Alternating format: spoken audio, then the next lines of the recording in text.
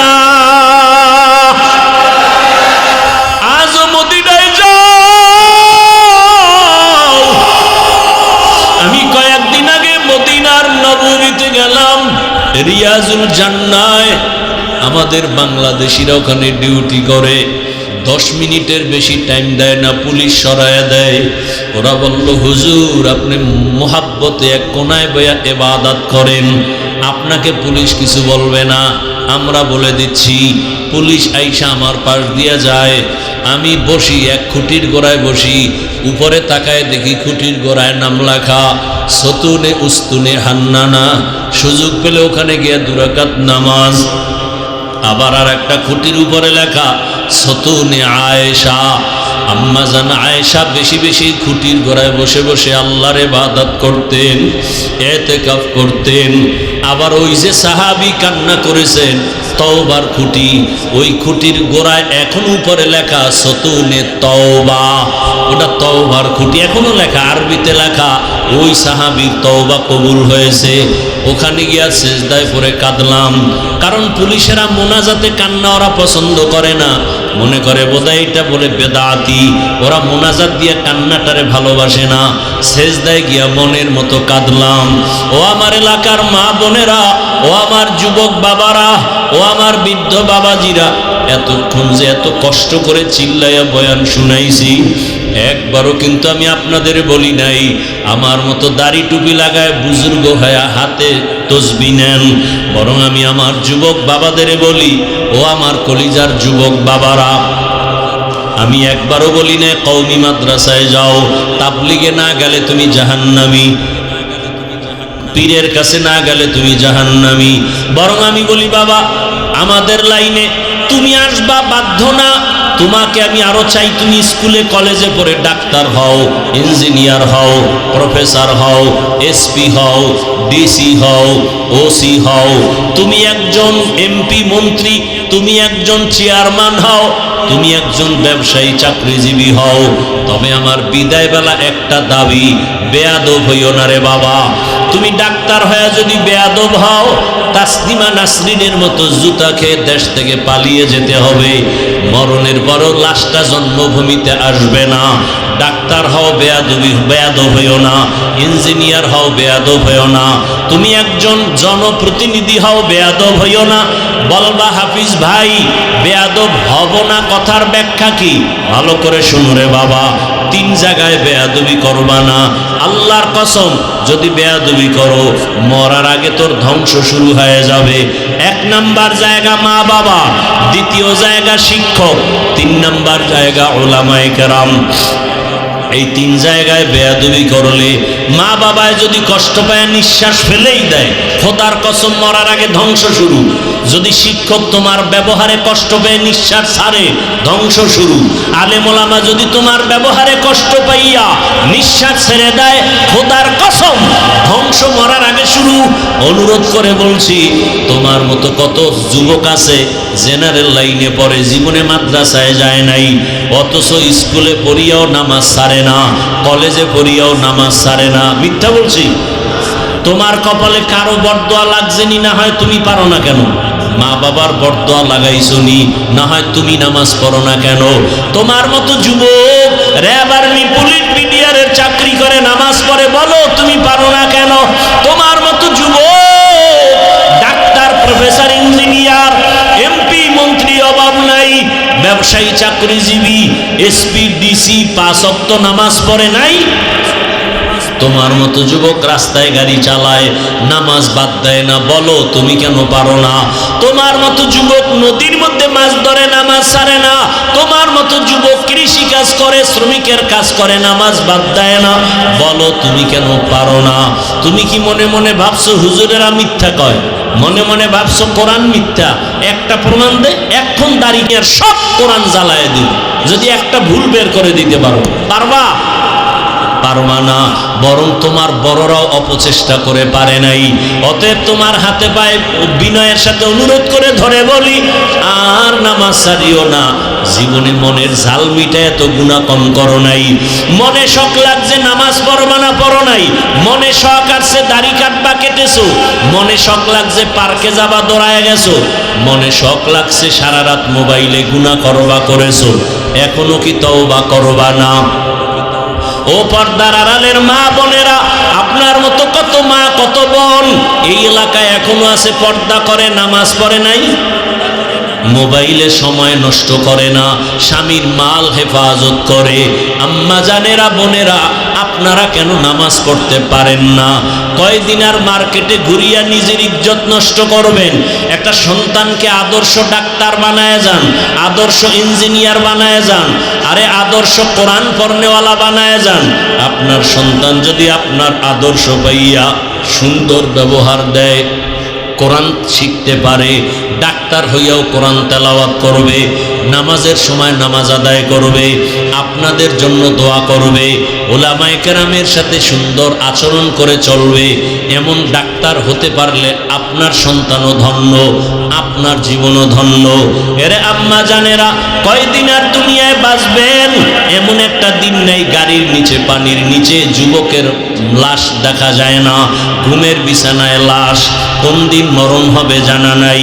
এখনো সময় আছে, তওবা করেন।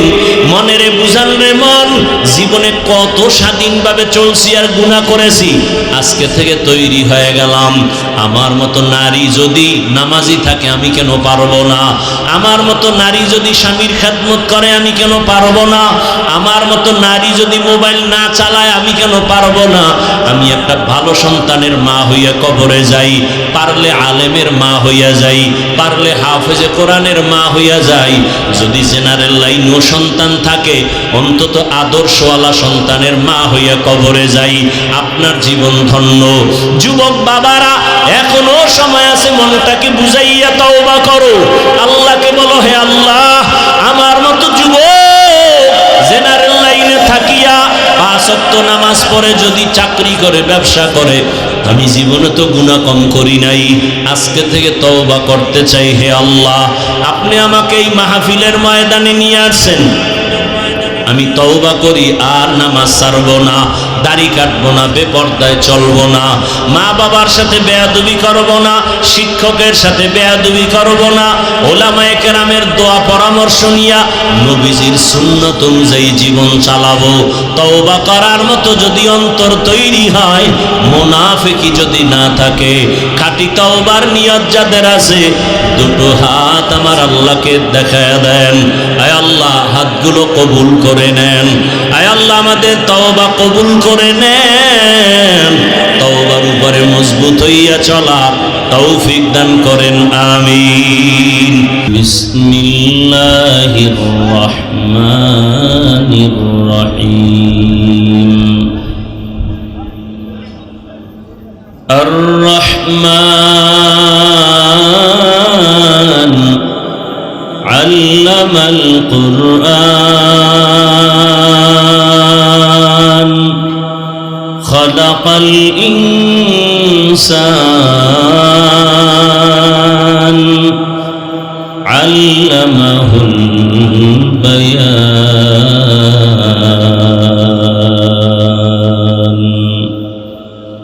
وقال رسول الله صلى الله عليه وآله وسلم: خيركم من تعلم القرآن وعلمه.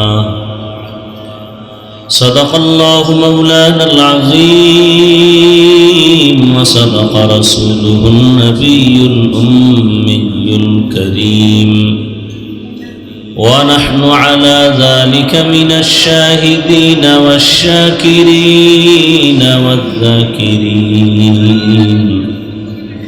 والحمد لله رب العالمين.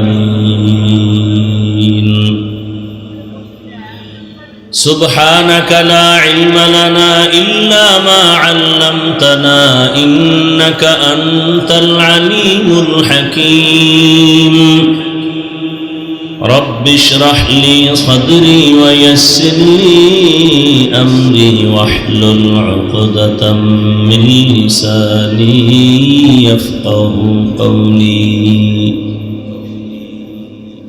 मोमिन जो फिदा नक्श कफे पाए नबी हो मोमिन जो फिदा नक्श कफे पाए नबी हो ज़ीर कदम आज भी आलम का खजीना हो ज़ीर कदम आज भी आलम का खजीना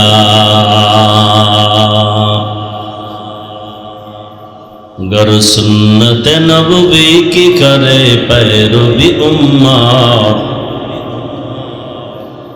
गर सुन्नत नबवी की करे पैरवी उम्मत तूफान से निकल जाएगा फिर इसका सफीना तूफान से निकल जाएगा फिर इसका सफीना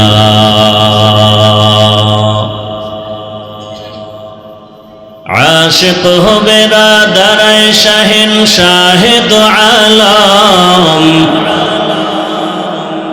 आशिक हो बेरादर शहंशाह दो आलम मिश्को से ज़्यादा मुबारक जिसका पसीना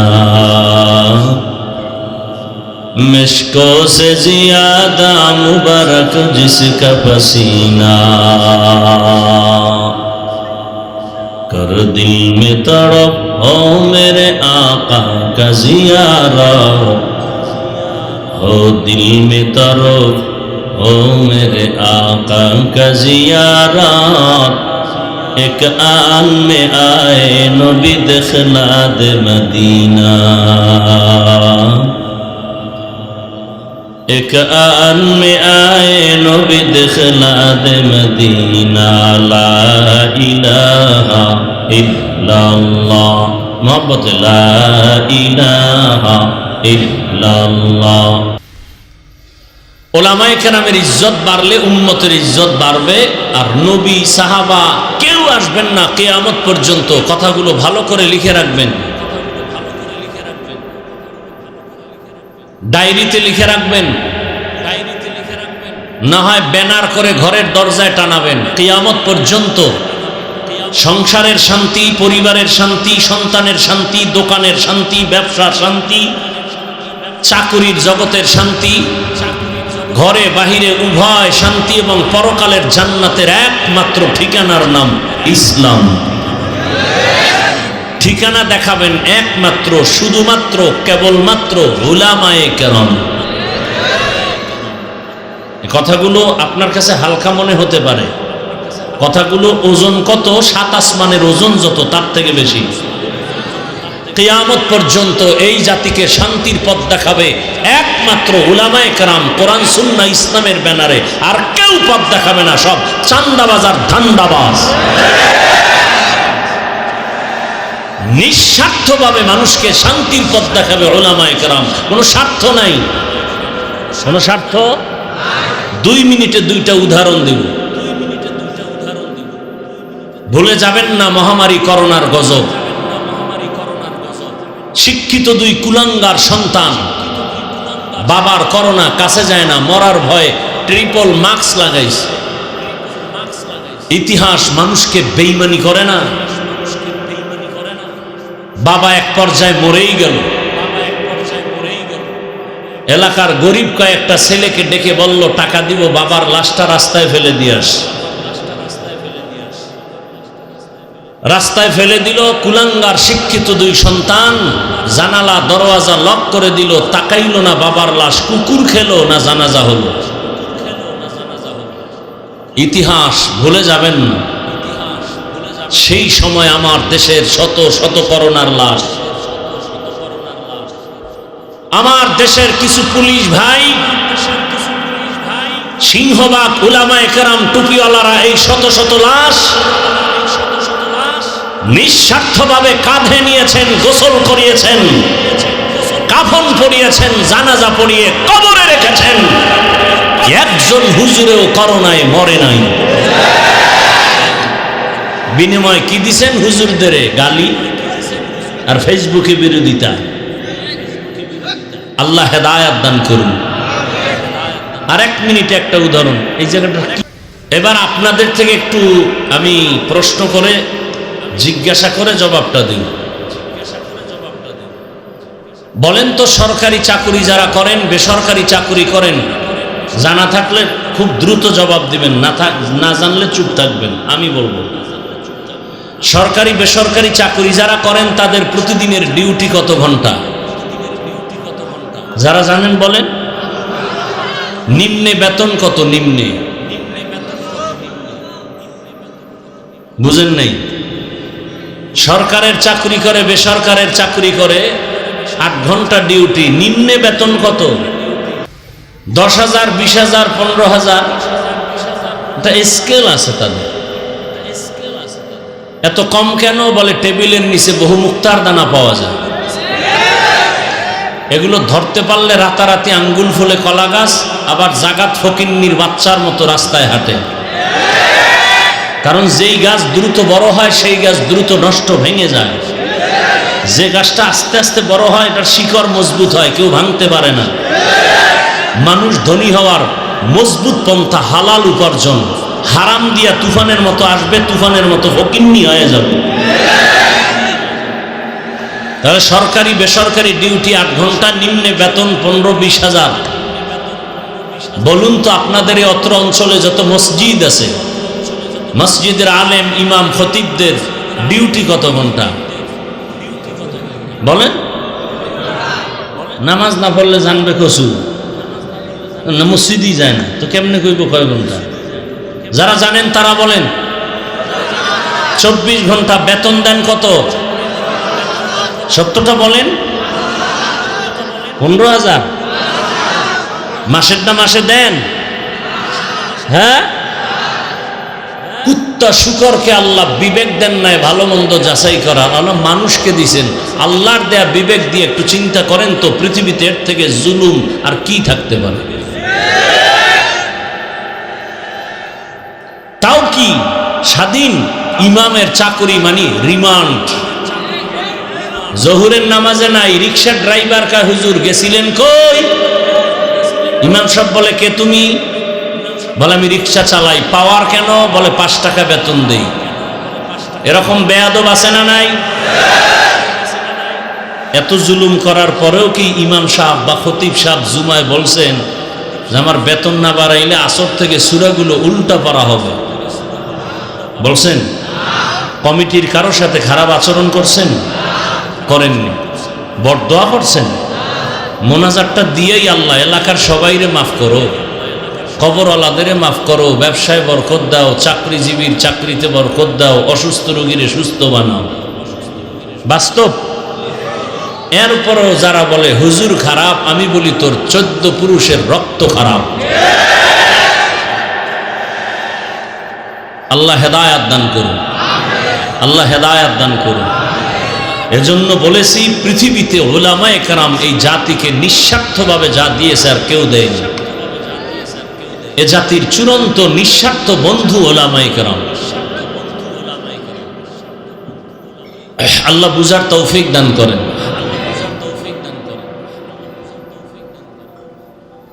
সেই উলামায়ে কেরামের জন্য দোয়া করেছি, পাশাপাশি বরদোয়ার মতো হলেও সেটাও দোয়া। আল্লাহ উলামায়ে কেরামের ইজ্জত তো বাড়াবেনই। যারা ইজ্জত কমানোর চক্রান্ত করে ফেসবুকে লেখার দ্বারা, মিডিয়ায় বলার দ্বারা মানুষের সামনে ঘৃণা জমানোর চক্রান্ত করে, আল্লাহ ওদের হেদায়াত দান করেন। অন্যদিকে 27 বছরের যুবক তরবারি নিয়ে দৌড়ায় নবীকে জবাই করবে। কয় বছর? 27 বছরের যুবক নবীকে জবাই করার জন্য তরবারি নিয়ে দৌড়ায়। রহমতের নবীর সামনে যাইয়া রহমতের নবীকে এক নজর দেখা মাত্র তরবারি ফেলে বলেন, নবীজি দয়া করে বেয়াদবি মাফ করে কালেমা পড়ায়া দেন। এমন সান কফলালার নাম জানেননি? বলেন, এর নাম কপাল। 13 বছর নবীকে দেখেছে, কালেমা কপালে আসে নাই, কপাল। আর নবীকে জবাই করতে গিয়া ইতিহাসের পৃষ্ঠায় নাম লেখা হলো জান্নাতের দ্বিতীয় সাহাবী। কেমন সেই ওমর? 1500 বছর পরে সেই ওমরের নাম শুনলে কেমন যেন ভয় ভয়। ওমর যেই রাস্তায় চলে, শয়তান ওই রাস্তায় চলে না।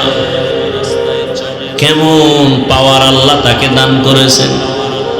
ও যুবক, ঘুমের মধ্যে এখনো যদি ঘুমের সময় শাহাদাত আঙ্গুল নিয়া বুকের উপরে লেখো ওমর আইন মিম রা, ওমরের নাম লেখা ঘুমাও, ভালো স্বপ্ন দেখবি, খারাপ কিছু স্বপ্নে দেখবি না।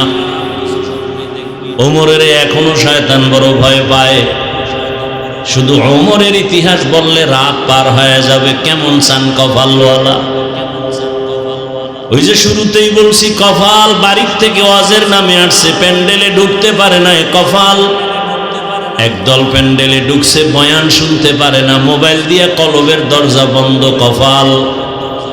আর একদল বয়ান শুনবে শুনবে শুনবে শুনবে, হঠাৎ করে ওইটা দৌড় দিবে, মোনাজাত নাই, কপাল। আর একদল ওমরের মেজাজ নিয়ে বসবে আর বলবে, হে মালিক, জীবনে তো গুনাহ কম করি নাই, আজকে ময়দানে তুমি নিয়ে আসছো, দোয়া না কইরা তওবা না কইরা আর বাড়ি যাব না। এমন কান্না দিয়া বাড়ি যাবেন, ফজরে মসজিদে হাজির হয়ে যাবে। জিন্দেগি মে বন্দগি তু করনা হে, जिंदगी में बंदगी तू करना है, जिंदगी में बंदगी शर्मिंदा है, जिंदगी में बंदगी शर्मिंदा है। दुनिया में हो दुनिया का तलबगार ना हो, बाजार से गुजर हो खरीदार ना हो। ये दुनिया एक मिसले कागज फूल है, ये दुनिया एक मिसले कागज फूल है, जिंदगी में बंदगी तू करना है, जिंदगी में बंदगी तू करना है, जिंदगी में बंदगी शर्मिंदा है, जिंदगी में बंदगी शर्मिंदा है, जिंदगी में बंदगी कुन बंदगी, बंदगी बे जिंदगी शर्मिंदगी। ভাইরা আমার, যে আয়াত আমি পড়েছি আপনারা জানেন, আর রহমান আল্লামাল কুরআন খালাকাল ইনসান আল্লামাহুল বায়ান। আয়াতের তরজমা শেষ, ব্যাখ্যায় ঢোকার আগে সামান্য একটু সময় নিচ্ছি, ভূমিকায় 2-4টি কথা শুনেন। জমিনে আল্লাহ মানুষ বানাইয়া, আল্লাহ মানুষকে বানাবার আগেই শ্রেষ্ঠ মর্যাদা দিয়েছেন, সিদ্ধান্ত ফাইনাল। জমিনে আল্লাহ পাঠাবার আগে এই মানুষের শ্রেষ্ঠত্ব ধরে রাখার জন্য আল্লাহ ব্যবস্থা দিয়েছেন 2টা।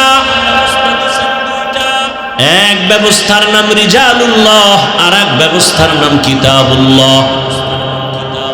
ব্যক্তি আর কিতাব, এই দুইটা ব্যবস্থা যারা গ্রহণ করে ধরে রেখে চলবে তারা দুনিয়ায় বাদশা, পরকালেও বাদশা। ব্যক্তিও মানতে হবে, কিতাবও মানতে হবে। ব্যক্তিদের মধ্যে শ্রেষ্ঠ ব্যক্তি রহমাতুল লিল আলামিন, আল্লাহর দেওয়া যত কিতাব আছে শ্রেষ্ঠ কিতাব হলো কুরআনুল কারীম। রহমতের নবী জমিনে আসছেন, আল্লাহ শ্রেষ্ঠ ব্যক্তি পাঠাইছেন, কিন্তু শ্রেষ্ঠ কিতাব এখনো দেন নাই। দীর্ঘ 40টা বছর রহমতের নবীর জীবনের বয়স অতিবাহিত হওয়ার পর আল্লাহ তাআলা শ্রেষ্ঠ কিতাব নাজিলের সূচনা করলেন। ইকরা বিসমি রাব্বিকাল্লাযী খালাক, খালাকাল ইনসানা মিন আলাক, ইকরা ওয়া রাব্বুকাল আকরাম, আল্লাযী আল্লামা বিল কলম, আল্লামাল ইনসানা মা লাম ইয়ালাম। মাত্র 5 আয়াত নিয়ে জিবরাইল আসছে, প্রথম কোরআনের সূচনা। তাও নবীর 40 বছরের পর প্রশ্ন প্রত্যেকটা পয়েন্টে। আল্লাহ তাআলা আমার নবীকে মক্কা নগরীতে পাঠাইলেন, যেই মক্কার মানুষ ছিল চরিত্রহীন, লম্পট। এত বড় খারাপ জায়গায় আল্লাহর পেয়ারা নবী, সৃষ্টির শ্রেষ্ঠ রহমতের নবীকে এত নাপাক মানুষের সমাজে পাঠালেন কেন? প্রশ্ন। বাইতুল্লাহর মতো এমন একটা ঘর, যে ঘরের দিয়ে তাকাইয়া থাকলেই সওয়াব সওয়াব সওয়াব। আপনাদের বেলকুচি থানার মধ্যে সুন্দর মসজিদ আছে না নাই? তাকায় থাকলে কোনো সওয়াবের গ্যারান্টি আছে? বাইতুল্লাহ এমন একটা ঘর, ইন্না আউয়ালা বাইতিন উযিআ লিন-নাস লাল্লাযী বিবাক্কাতা মুবারাকান ওয়া হুদা, মুবারাকান ওয়া হুদাল লিল আলামিন।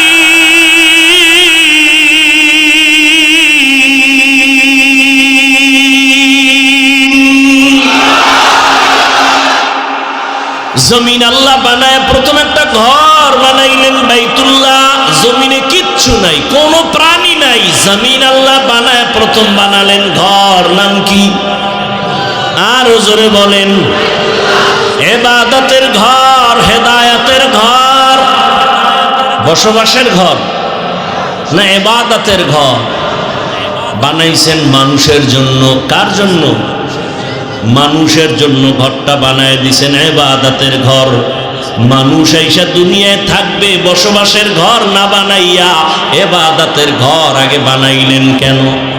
শুধু কেন কেন বলছি, জবাব হবে না। এত দামি ঘর,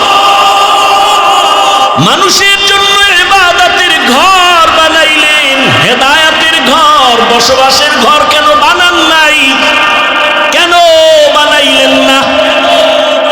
আর এত সুন্দর ঘর যারে দেখলে সওয়াব, সেই ঘরের পাশের মানুষ কেন তো চরিত্রহীন, লম্পট হলো কেন?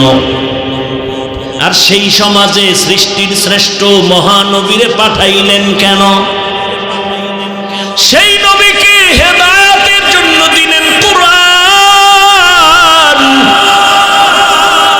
শাহরু রমাদান আল্লাযী উনজিলা ফীহিল কুরআন হুদাল লিন-নাস ওয়া বাইয়িনাতিম মিনাল হুদা ওয়াল ফুরকান।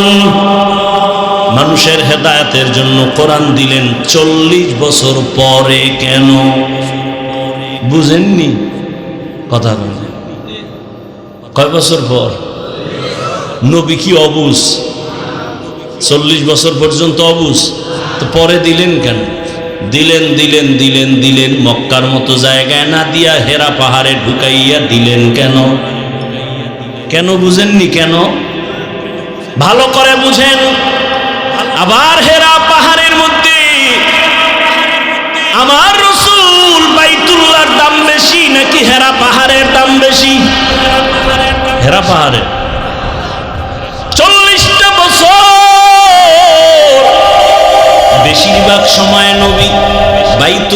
থেকে দূরে গিয়া হেরা পাহাড়ের গুহায় সময় কাটাচ্ছেন। যেই বাইতুল্লাহ পৃথিবীর প্রথম ঘর, হেদায়াতের ঘর, যেই বাইতুল্লাহ দেখলে সওয়াব, সেই বাইতুল্লাহ ছাড়িয়ে নবী হেরা পাহাড়ে সময় কাটালেন কেন?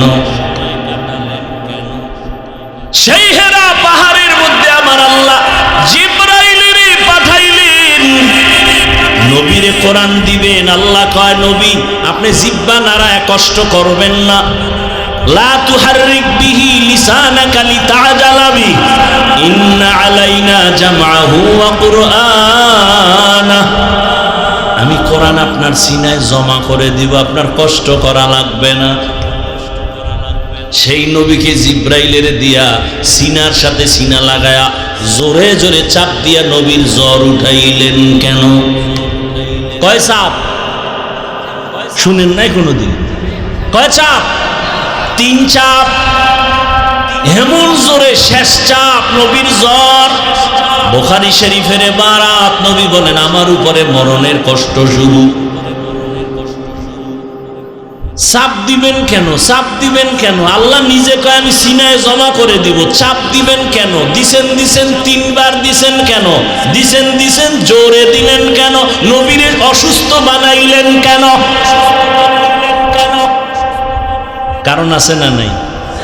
ইলমেরা ইজাজ করদান বেহিসাব, খলকেরা দাদান জওয়াবে বাসওয়াব, হক না দারত দোস্তে খলকা জারেরা, লিস্তে ই খসলত একে দিনদারেরা।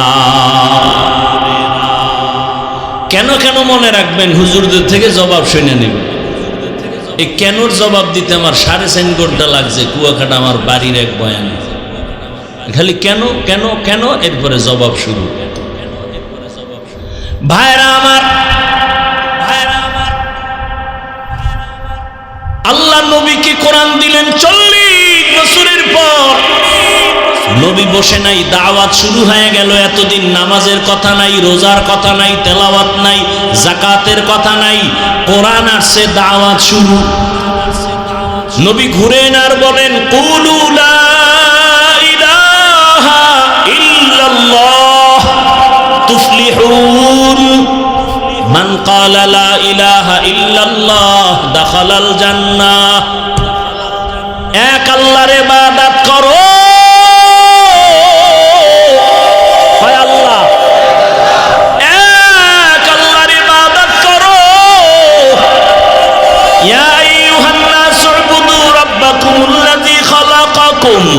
والذين من قبلكم لعلكم تتقون। ভাল লাগে না? না কি কইলে ভাল লাগবে আমারে শিখাইয়া দাও। এই উত্তরবঙ্গের মানুষের বয়ান কোন লাইনে করলে ভাল লাগবে বলো? আমি সব লাইন পারি, কেন আমারে বলো।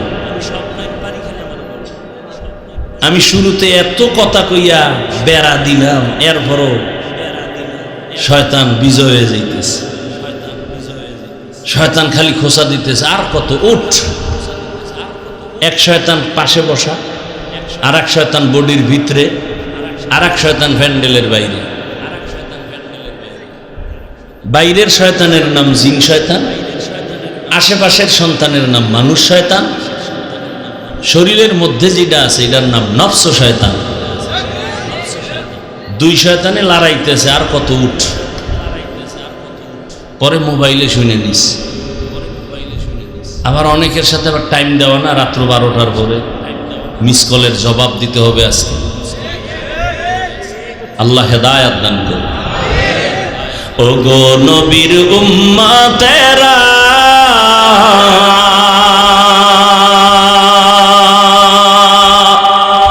হয়ে আজি দিশাহারা,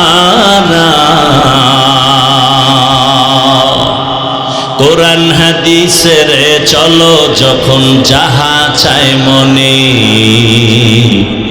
নবী বিনে কে তরাবে পুলসিরাত মিজানে, নবী বিনে কে দাঁড়াবে পুলসিরাত মিজানে। উম্মতের কান্ডারি নবী,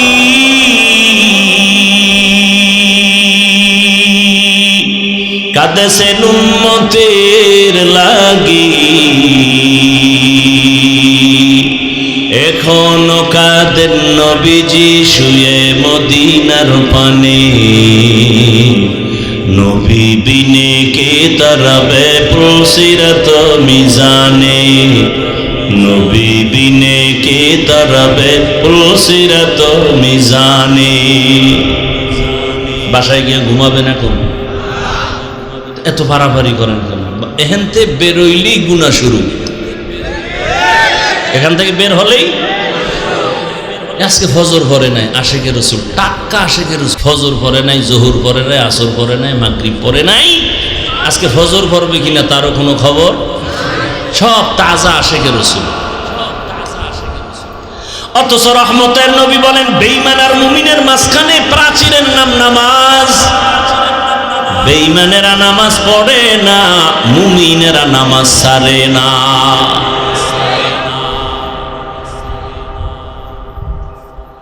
একটু শুনে যান, মানুষ কাকে বলে? মানুষ হতে পারি নাই।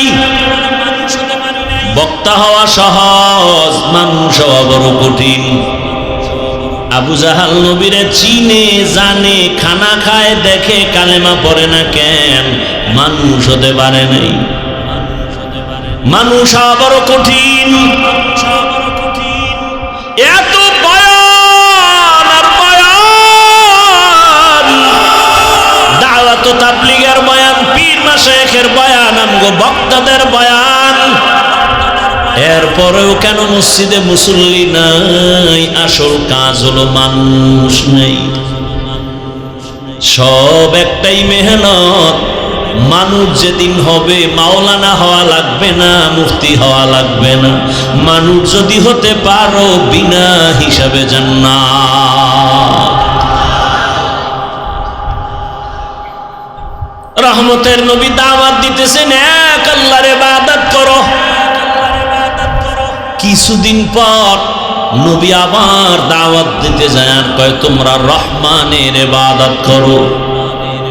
মক্কার বেঈমানেরা কয় আব্দুল্লাহর ছেলে মুহাম্মদ, এতদিন বললি আল্লাহর ইবাদত করবো, এখন আবার রহমানের কথা বলো কেন? তোর আল্লাহ দুইজন নি? না না না, দুইজন না। কয়জন? একজন। তো জবাব দে, মানির রহমান, রহমান আবার কে?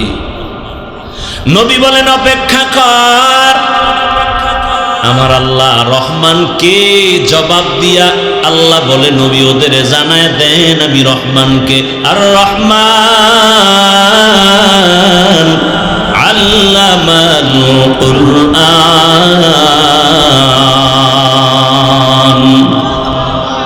রহমান হলেন তিনি, কোরআন শিক্ষা দিলেন যিনি। খালাকাল ইনসান, মানুষ সৃষ্টি করলেন যিনি। এইবার মূল কথা খেয়াল করেন, আল্লাহ বলেন রহমান হলেন তিনি, কোরআন শিখাইলেন যিনি, মানুষ বানাইলেন যিনি, তিনি হলেন রহমান। খেয়াল করছেন? কি খেয়াল করছেন?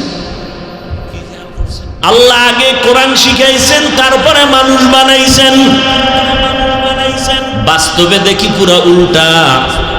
আমাদের সৃষ্টি আগে, শিক্ষা হলো পরে।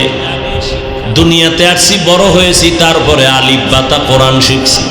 আল্লাহ কয় না না না, আমি আগে কোরআন শিখাইছি, তারপরে মানুষ সৃষ্টি করেছি।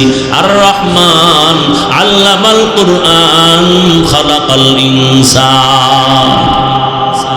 আল্লাহ মানুষ আগে সৃষ্টি করেন নাই, আগে কোরআন শিখাইছেন, এরপরে মানুষ সৃষ্টি করেছেন। আল্লাহ যতই বলেন, আমরা বাস্তবে তো দেখি যেটা চোখের সামনে। আমরা আগে কোরআন শিখি নাই, আমরা আগে জন্ম নিয়ে বড় হয়ে তারপরে কোরআন শিখছি। ও আল্লাহ গো, আপনি কেন উল্টা বললেন আমাদের সামনে?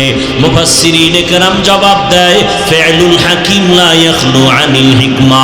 হাকিমের কোনো কাজ হিকমত থেকে খালি না, জ্ঞানীদের কোনো কাজ জ্ঞান থেকে শূন্য না। আল্লাহ কেন বললেন? এর কারণ আল্লাহর আদালতে সব মানুষের কোনো দাম নাই, সব মানুষ জান্নাত পাবে না। বলে কোন মানুষ পাবে, কোন মানুষ পাবে না? জমিনে একদল মানুষ হলো বংশগত মানুষ, আর একদল মানুষ হলো জন্মগত মানুষ, আর একদল মানুষ হলো গুণের মানুষ। কয়দল হইল? জন্মগত মানুষ জান্নাত পাবে না, বংশগত মানুষের শুধু এই পরিচয় জান্নাত পাবে না, একমাত্র গুণের মানুষ পাবে জান্নাত।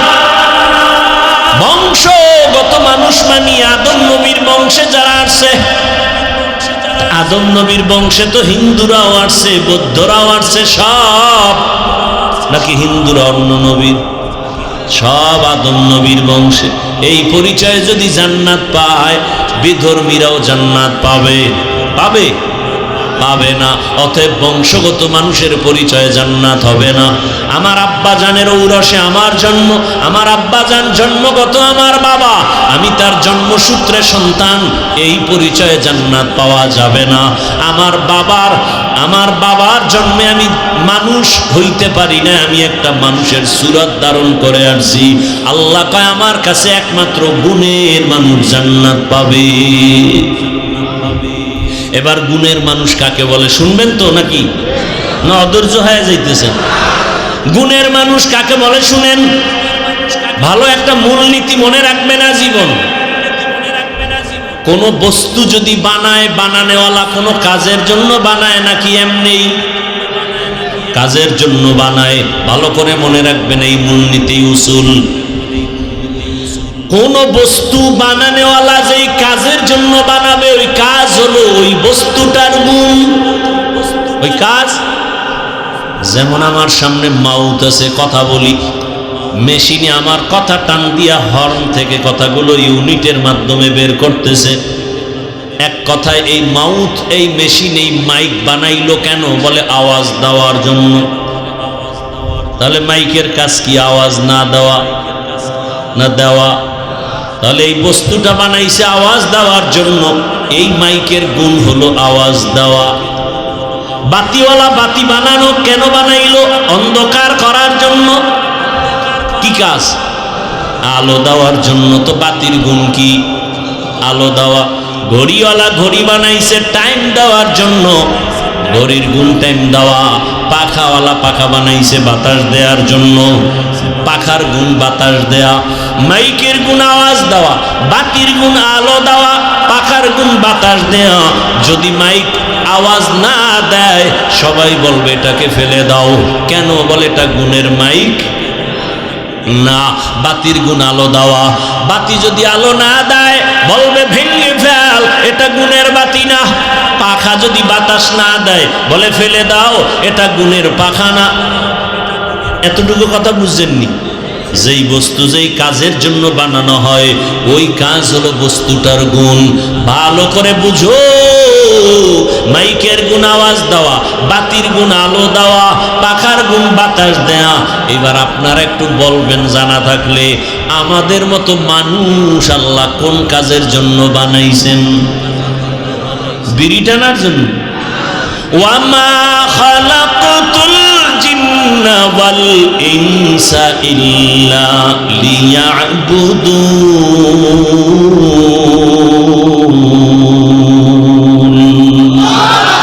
মা খালাকাতুল জিন্না ওয়াল ইনসি বাখা জুজ ইবাদাত নিস্তে মাকসুদ আজ্জাহা। মানুষের কাজ হলো ইবাদত। মানুষের কাজ কি? তাহলে মানুষের গুণ কি? গেছে এক কথা, একটু একটা শব্দ ঘুরে গেছি, মনে হয় আসমান মাথায় ঘুরে গেছে। মানুষের কাজ ইবাদত। তা যেই বস্তু যেই কাজের জন্য বানায়, ওই কাজ ওই বস্তুটার গুণ। আমাদের বানাইছেন ইবাদতের কাজের জন্য, আমাদের ইবাদত করাটাই গুণ। ইবাদত করলে আমি গুণের মানুষ। মাইক আওয়াজ দিলে গুণের মাইক, বাতি ঠিকমতো আলো দিলে গুণের বাতি, পাখা যদি ঠিকমতো বাতাস দেয় গুণের পাখা, মানুষ যদি ঠিকমতো ইবাদত করে গুণের মানুষ। মাইক যদি আওয়াজ না দেয়, গুণের মাইক না লাথি মেরে ফালায়া দে। মানুষ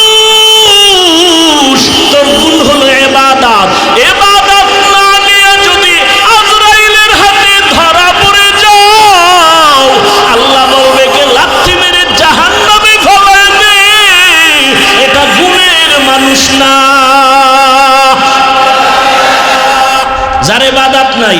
ও মানুষ সুরতে আবু জাহিল্লা মানুষ, ওর নাম শুনলে কেন বলে ওর উপরে গজব? ফেরাউন মানুষ, ওরে কেন মানুষ বদদোয়া করে? লানাতুল্লাহি আলাই। নমরুদ একটা মানুষ, ও কেন মানুষের অভিশপ্ত? ওর উপরে মানুষের অভিশাপ কেন? বলে মানুষ গুণের মানুষ, গুণের মানুষ না। আল্লাহ বলবে গুণের মাইক যেমন মানুষ ফেলে দেয়, এটা গুণের মাইক না। কিয়ামতের ময়দানে আল্লাহ বলবে যারা গুণের মানুষ না ওদের ধর, ওদের জাহান্নামের শিকল লাগায় লাইনে দাঁড় করা। আমি ওদের বাম হাতে আমলনামা দিব। বাম হাতে যাদের আমলনামা দিবে, বেনামাজি গুনাহগার যাদের ইবাদতের গুণ নাই, আল্লাহ বলবে ওদের আমলনামা বাম হাতে দেওয়া মানে নিশ্চিত জাহান্নামে যাবে। আল্লাহ বলবে ডাইরেক্ট হাতে দেওয়া হবে না, এই নাফরমান বেঈমানের বুকের মাঝে ছিদ্র করে ফেল। ছিদ্র করিয়া বুকের থেকে বাম হাতটা ঢুকাইয়া পিঠের থেকে হাত বের কর, টান মেরে ফেরেশতারা সাথে সাথে বুকের ছিদ্র দিয়া বাম হাত ঢুকায় পিছনে নিবে। আল্লাহ বাম হাতে পেছনে আমলনামা দিবেন। আর নাফরমানকে বলবে এই বেঈমান, ইকরা কিতাবাকা কাফা বিনাফসিকাল ইয়াউমা আলাইকা হাসিবা। জীবনে কোথায় কি অন্যায় করছো সব দেখা, আমলনামায় হিসাব রেডি কর। ফেরেশতারা বলবে আল্লাহ মাথা এদিকে, হাত পেছনে, চোখ দুইটা সামনে, হাত পেছনে, আমলনামা পেছনে। পড়বে কেমনে? ও তো দেখে না। আল্লাহ আবার রাগ করবেন আর বলবে এই নাফরমান বেনামাজি বেপরদাওয়ালা বেঈমানের ঘাটটা ধইরা মোচড় দিয়া পেছনে ঘুরাইয়া দে। ফেরেশতারা বলা মাত্র 1 সেকেন্ড দেরি না, আল্লাহর অর্ডার পাওয়া মাত্র ঘাটটা ধরে মোচড় দিয়া পেছনে ফিরাবে। ও যুবক বাবারা, তোমার বিবেক যদি বলে আল্লাহর কোরআন সত্য, আমার এই কথাও কোরআনের বয়ান সত্য। ইয়া আইয়ুহাল্লাযীনা আমানু কু আনফুসাকুম ওয়া আহলিকুম নারা আকুদুহান নাস ওয়াল হিজারা আলাইহা মালাইকাতুন গিলাযুন শিদাদুন লা ইয়াসুনাল্লাহা মা আমারাহুম ওয়া ইয়াফআলুনা মা ইউমারুন।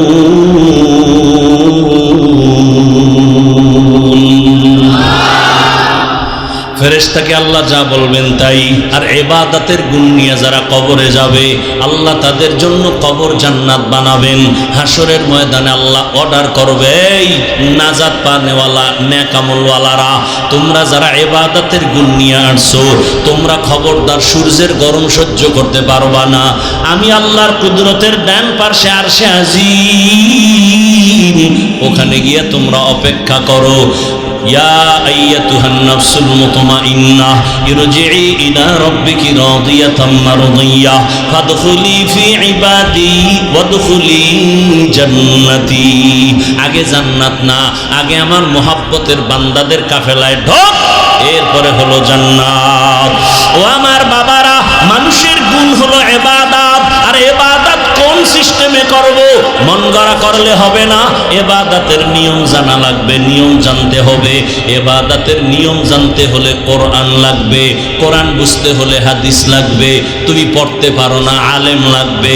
আলেম থেকে কোরআন হাদিস যাই না, ইবাদতের নিয়ম শিখা। ইবাদত করলে তুমি গুণের মানুষ, আর গুণের মানুষের জন্য বিনা হিসাবে জান্নাত। তাহলে কি প্রমাণ হলো? আল্লাহ এই কথা বুঝাবার জন্য বলে আমি আগে মানুষ বানাই নাই, আগে কোরআন শিখাইছি, তারপরে মানুষ বানাইছি। অর্থাৎ যারা আলেম ওলামাদের কাছে যাইয়া কোরআন শিখা ইবাদত করবে তারা গুণের মানুষ। তাহলে গুণের মানুষ হওয়ার আগে কোরআন লাগবে, কোরআন দিয়া ইবাদত বুঝবে, তারপরে করবে, তারপরে গুণের মানুষ। আল্লাহ দেখে ইঙ্গিত করে বলেন আমি আগে কোরআন শিখাইছি, তারপরে মানুষ বানিয়েছি। আর রহমান আল্লামাল কুরআন খলাকাল ইনসান, আমি আগে কোরআন শিখাইয়া ইবাদতের মাধ্যমে গুণের মানুষ বানাইছি।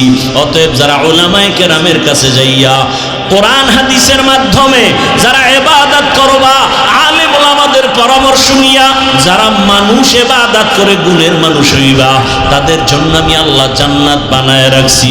এজন্যই বলছি বাবা, আমি হাফিজুর রহমান তো মানুষই না। বাদ দাও, আমরা যাদের থেকে লেখাপড়া শিখছি তারা আরো কত আল্লাহওয়ালা, তারা যাদের থেকে ইলম আনছেন তারা আরো আল্লাহওয়ালা। এক পর্যায়ে সাহাবায়ে কেরাম তো আরো বড় দামি। কেমন দামি? 10 জন সাহাবার নামে আল্লাহ জান্নাতে টিকিট দিয়েছেন, ঠিক নেই? দুনিয়াতে টিকিট পাইছেন। জানা থাকলে বলেন, প্রথম 10 জনের মধ্যে প্রথম তার নাম কি বলেন? দ্বিতীয় জনের নাম কি? এইভাবে কতজন? তাদের ইতিহাসটা একটু খেয়াল করেন না? ও আমার পর্দার আড়ালের মা বোনেরা, ও আমার যুবক বাবারা, বৃদ্ধ বাবাজি, একটু ভালো করে শুনে নেন। সাহাবায়ে কেরামদের আমল কত সুন্দর, এলেম কত সুন্দর, তাকওয়া কত সুন্দর, জিকির কত সুন্দর, নামাজ কত সুন্দর, কত সুন্দর তাদের আমল, কত সুন্দর তাদের তাকওয়া, কত সুন্দর তাদের আকীদা, কত সুন্দর তাদের ঈমান। এরপরও আল্লাহ কত খুশি হইয়া দুনিয়াতে জান্নাতের ঘোষণা দিলেন। এরপরও তাদের ইতিহাস দেখেন। রহমতের নবী নিজে বলেন, আমি এশার নামাজ পড়ে মসজিদে নববীর পাশে আমার হুজরা আয়েশার ঘর, আমি রাতের বেলা এশা পড়ে ঘুম, হঠাৎ করে কানের মধ্যে শুনি কান্নার আওয়াজ। কে এই রাতে কান্না করে? আমার কান সজাগ হয়ে গেছে। আমি ঘুম থেকে উঠলাম, উঠা বাহির হলাম। বাহির হইয়া মসজিদের দরজার কিনারায় গিয়া দেখি ভেতরে একটা লোক নামাজে দাঁড়ায় কান্না করে গভীর রাতে। আমি ভালো করে নজর করে দেখলাম এই গভীর রাতে নামাজে কে কান্না করে। ভালো করে তাকায় দেখলাম সাধারণ কেউ না, আমার কলিজার সাহাবী, আমার জান্নাতের আল্লাহর ঘোষণা প্রাপ্ত সাহাবী। জান্নাতি সাহাবীদের 10 জনের ভেতরে প্রথম সিরিয়ালে যিনি, তিনি নামাজে দাঁড়ায় দাঁড়ায় হাউ মাউ করে কান্না করেন। কে? আবু বকর সিদ্দিক রাদিয়াল্লাহু আনহু। নবী বলেন, আমি অপেক্ষমান। আবু বকর নামাজ শেষ করে পিছনে তাকাইয়া দেখে রহমতের নবী দাঁড়ানো। আবু বকর আশ্চর্য হয়ে বলেন, ইয়া রাসূলুল্লাহ, আমি গোপনে আমার মাওলার সাথে আমি কথা বলতেছি, আপনি কেমনে আবার এখানে হাজির হলেন? আবু বকর, তুমি জানো না তোমার কান্নার আওয়াজে আমার ঘুম ভেঙে গেছে, তুমি নামাজে দাঁড়ায় কান্না করছো কেন? আবু বকর বলেন, ইয়া রাসূলুল্লাহ, আল্লাহর আদালতে কেমনে যে দাঁড়াবো, হাসরের ময়দানে কিভাবে দাঁড়ায় জবাব দিব? বলে, এত ভয় কেন? বলে, আল্লাহর আদালতের ভয় বড় পাইতেছি। বলে, জান্নাতের টিকিট আপনার হাতে রেডি, এরপরও কেন ভয়? বলেন, ইয়া রাসূলুল্লাহ, আপনিই তো বয়ান করেছেন হাসরের ময়দান যেদিন কায়েম হবে, এই জমিন হবে কিয়ামতের মাঠ, আরাফার ময়দান সৌদি আরব হবে আল্লাহর এই স্টেজ, অথবা অনেকে বলছে সিরিয়ার জমিন। আল্লাহ যখন কিয়ামতের কায়েমের ঘোষণা দিবেন, সূর্যটা নিচে চলে আসবে, জমিন সব সমতল, মানুষগুলো ইসরাফিলের সিংহায় ল্যাংটা সব নারী পুরুষরা যার যার কবর থেকে দাঁড়াবে, দাঁড়ায় সব আল্লাহর আদালতে হাজির হয়ে যাবে। আল্লাহ বলবে, সূর্য নিচে নেমে আয়, তোর যত মুখ উপরে আছে নিচে কর, যত তাপ আছে ছেড়ে দে। সূর্যের তাপে এই মাটির জমিনটা তামা হয়ে যাবে। অন্যদিকে জাহান্নামের আওয়াজ, এত বিকট আওয়াজ যে আওয়াজে হাসরের ময়দানটা থরথর করে কাঁপতে থাকবে। আবু বকর বলেন, ইয়া রাসূলুল্লাহ, আপনিই বয়ান করেছেন, এত ভয়ঙ্কর হবে হাসরের মাঠ। আল্লাহ নিজেও রাগ করে আওয়াজ দিবেন, লিমানিল মুলকুল ইয়াউম লিল্লাহিল ওয়াহিদিল কাহ্হার। এমন কঠিন অবস্থা হবে, নারী পুরুষ সব উলঙ্গ, মাথার মগজগুলো ভাতের মারের মতো ঘুরতে থাকবে। জাহান্নামের আওয়াজে সবাই পাগলের মতো হবে। নবীরা পর্যন্ত যাদের গুনাহ নাই তারাও কান্নায় বেকারার হয়ে যাবেন। আদম নবী কাঁদবেন, নিজের চিন্তা, উপায় কি হবে। মুসা নবী কাঁদবেন, আমার উপায় কি হবে। ঈসা নবী কান্না করবেন, আমার উপায় কি হবে। এমন এক পরিস্থিতির মধ্যে নবীরা যদি কান্না করেন, আমি আবু বকরকে যদি আল্লাহ ডাক দেয়, আবু বকর আমার জান্নাত পাওয়ার জন্য কি নিয়ে আসছো, এমন কি আমল? আমি যদি বলি হে আল্লাহ তোমার জান্নাত আর তোমার মোহাব্বতে নামাজ তেলাওয়াত রোজার আমল নিয়ে আসছি, আল্লাহ যদি বলে আবু বকর যেইভাবে নামাজ চাইছিলাম ওইভাবে হক আদায় করে নামাজ পড়ো নাই, আমি যেইভাবে তেলাওয়াত করলে খুশি হতাম ওইভাবে তেলাওয়াত তুমি দিতে পারো নাই, যেইভাবে জিকির করলে আমি আল্লাহ নিজে খুশি হতাম ওইভাবে হক আদায় করে জিকির হয় নাই, যাও তোমার আমল তুমি নিয়ে জাহান্নামে যাও, আমার জান্নাত আমাকে দিয়া দাও। ওর দয়ার নবী তখন আমার উপায় কি হবে এই চিন্তা আমি নামাজে দাঁড়ায় কান্না করতেছি। আবু বকরের যদি হালাত হয় আপনি আমি তো মানুষের কাতারেই নাই, নামাজ নাই রোজা নাই। আরে আমরা যে নামাজ পড়ি না, নামাজ কি নামাজ? আমগো নামাজ কোন নামাজ? আল্লাহ কোরআনে বলছেন আরাআইতাল্লাযী ইউকাযযিবু বিদ্দীন ফাযালিকাল্লাযী ইয়াদউল ইয়াতীম ওয়া লা ইয়াহুদ্দু আলা তাআমিল মিসকিন ফাওয়াইলুল লিল মুসাল্লিন। মুসল্লি নামাজীর জন্য ওয়াইল নামক জাহান্নাম। এবার বুঝেন যে কি নামাজ? ওয়াইল নামক ভয়ঙ্কর জাহান্নাম মুসল্লি যারা নামাজি তাদের জন্য। আমরা তো সেই নামাজ পড়ি মিথ্যা বলি, নামাজ পড়ি ওয়াদা খেলাফ করি, নামাজ পড়ি পর্দা করি না, নামাজ পড়ি সুদ খাই ঘুষ খাই, এই নামাজি আমরা। তাহলে আবু বকর যদি কান্না করেন, রাসূল নিজে কান্না করেন, সাহাবায়ে কেরাম সবার কান্না, আপনার আমার কি পরিমাণ কান্না করা উচিত বলার সময় নাই। সাহাবাদের জীবনী আমাদের আদর্শ, এত কান্না নিজেরা করেছেন। একজন সাহাবী নবীজির একটা আদেশ একটু মানছে, ঠিক একটু দেরি, সাথে সাথে মানে নাই। নবীর মনে কষ্ট, কথা বন্ধ, সালাম বন্ধ। নবী মসজিদে আসে, সাহাবিও আসে, নবী তাকান না, কথাও বলেন না। সাহাবীর মাথা গরম হয়ে গেছে, আমি বোধহয় মইরা যাব, নবী যদি না তাকায়, সালাম না নেয়, আমার মতো পোড়া কপাল কেউ নাই। এতটা ভয়, ঘরের মধ্যে গিয়া বিবিরে কয়, বিবি আমার কপাল খারাপ, সব ঘুমায় গেছে। এইবার কয়, বিবি চলো একটা রশি হাতে নাও, মসজিদের মধ্যে চলো, নবীর মসজিদে নববী। মসজিদে নববীর মধ্যে আসিয়া বিবি আর সাহাবী আর কেউ নাই। মসজিদে ঢুকে একটা খুঁটির গোড়ায় বৈশা কয়, ও বিবি রশি দিয়ে আমার হাত পিছনে দিয়া খুঁটির সাথে ভালো করে বাঁধো, পিছনে বাঁধো, এমন বাঁধা বাঁধবা যে আমার এই রশির বান কাউকে খুলতে দেয়া হবে না। আমার রাসূল আমার উপরে বেজার, আমার খানা খেয়ে লাভ নাই, বেঁচে থেকে আমার সার্থকতা নাই। বিবি তুমি আমাকে ভালো করে বেঁধে ঘরে যাও, আসবা না। আমি এখানে বসে আমার মাওলার কাছে এমন কাঁদাই যে কাঁদবো, যতদিন পর্যন্ত আল্লাহ আয়াত দিয়া নবীকে বলবেন না আমারে মাফ করছেন, ততক্ষণ কান্না বন্ধ করব না। সাহাবী খুঁটির গোড়ায় রশি দিয়া বাঁধা, কান্না বন্ধ নাই। নামাজ পড়ে ইশারা ইঙ্গিতে কান্না চলছে, এমন কান্না নবী তাকান না, কথাও বলেন না, নবী নামাজ পড়ায় চলে যান। অন্যদের সাথে কথা চলে, সাহাবীর সাথে কথা নাই। এমন কান্না কাঁদতেছে, রাতে এমন পরিমাণ কান্না। অনেক দিন পর আল্লাহ পাক আয়াত দিয়া ওই সাহাবীর নামে ঘোষণা দিলেন, ওকে মাফ করে দিলাম। নবী এবার আসছে হাসি মুখে, ও সাহাবী আয়াত চলে আসছে, জিব্রাইল আসছে, আল্লাহ তোমার তওবা কবুল করে ফেলেছেন, তোমারে আল্লাহ মাফ করেছেন, তুমি এবার বিদায় নাও, মনের কষ্ট দূর করো। সাহাবী কাঁদেন আর বলেন, ইয়া রাসূলুল্লাহ আমার রশির বান আপনি না খুললে আমি কাউকে খুলতে দিব না। আপনি যদি আমার উপরে খুশি মনে আমার রশির বানটা খুলিয়া দেন, আমি মনে করব আল্লাহ আমার উপরে খুশি হয়েছে।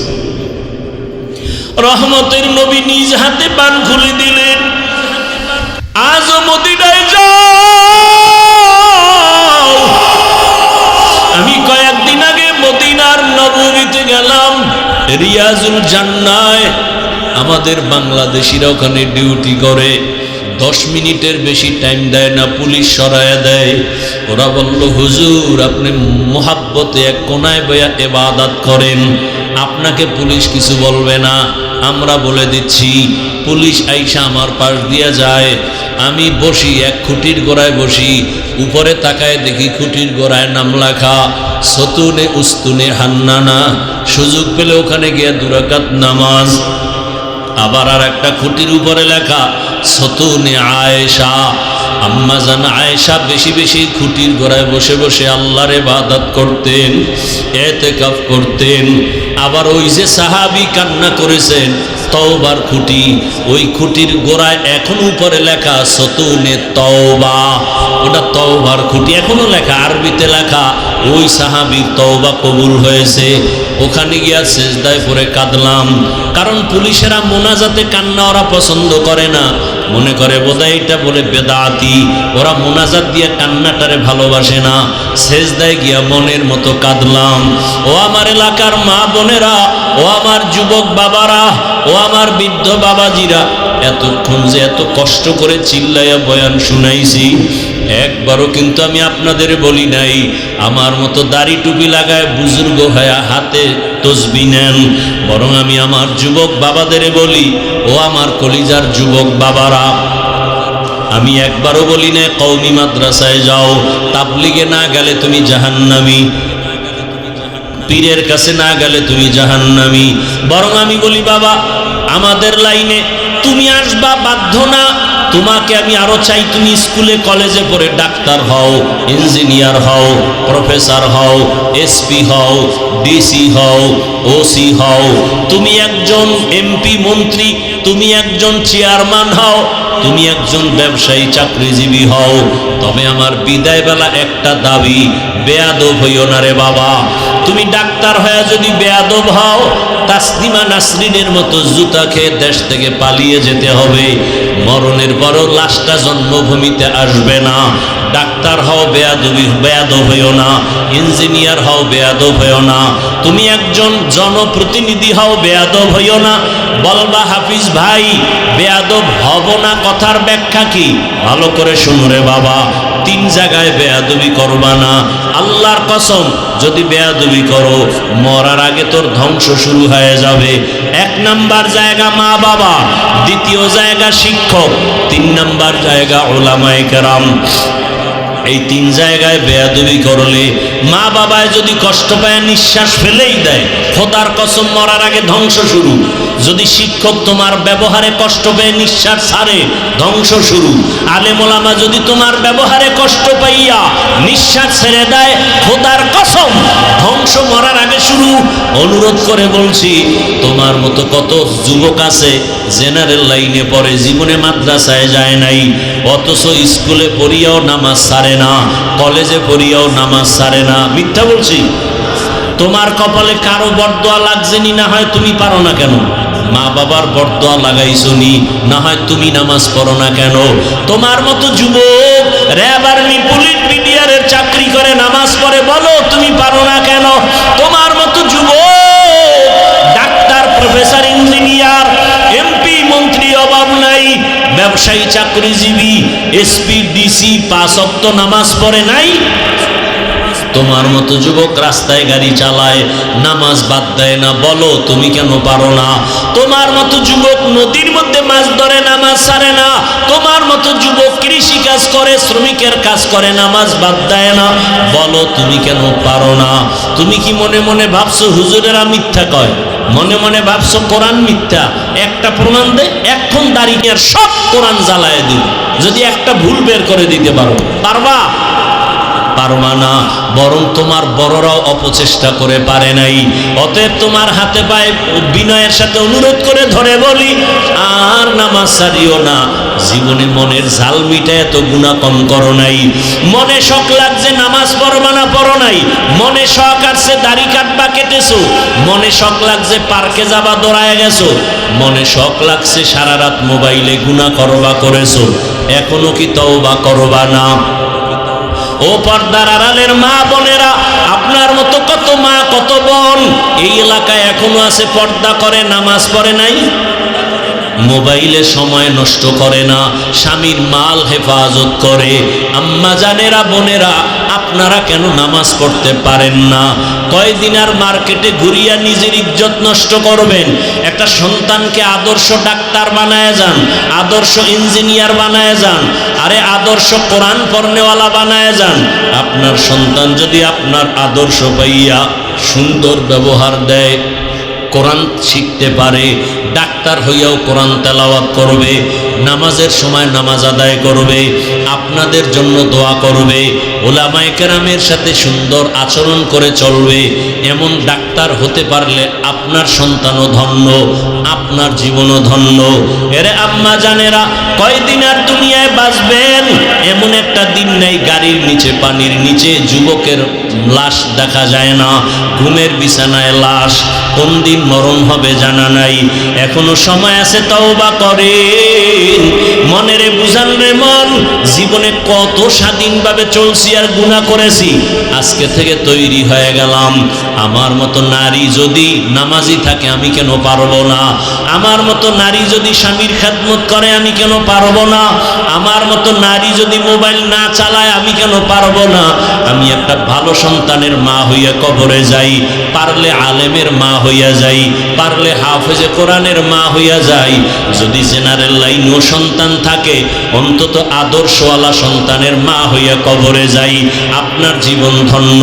যুবক বাবারা, এখনো সময় আছে, মনটাকে বুঝাইয়া তওবা করো, আল্লাহকে বলো, হে আল্লাহ, আমার মতো যুবক জেনারেল লাইনে থাকিয়া 5 ওয়াক্ত নামাজ পড়ে যদি চাকরি করে, ব্যবসা করে, আমি জীবনে তো গুনাহ কম করি নাই, আজকে থেকে তওবা করতে চাই। হে আল্লাহ, আপনি আমাকে এই মাহফিলের ময়দানে নিয়ে আসছেন, আমি তওবা করি, আর নামাজ ছাড়বো না, দাড়ি কাটবো না, বেপর্দায় চলবো না, মা বাবার সাথে বেয়াদবি করবো না, শিক্ষকের সাথে বেয়াদবি করবো না, ওলামায়ে কেরামের দোয়া পরামর্শ নিয়া নবীজির সুন্নত অনুযায়ী জীবন চালাবো। তওবা করার মতো যদি অন্তর তৈরি হয়, মুনাফিকি যদি না থাকে, খাঁটি তওবার নিয়ত যাদের আছে, দুটো হাত আমার আল্লাহকে দেখায় দেন। আয় আল্লাহ, হাতগুলো কবুল করে নেন।